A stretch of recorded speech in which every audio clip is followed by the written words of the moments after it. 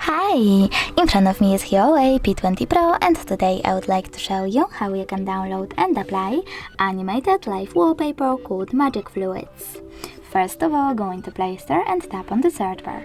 Then you need to type Magic Fluids and download this free app, this one, from this developer. Following that, click on Open.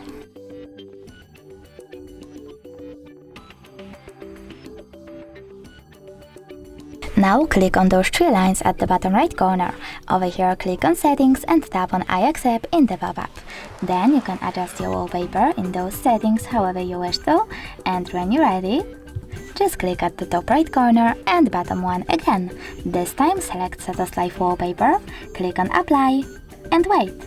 Now when I go back, I can see that my wallpaper has changed.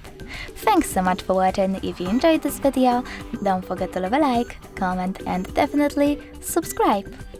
Bye!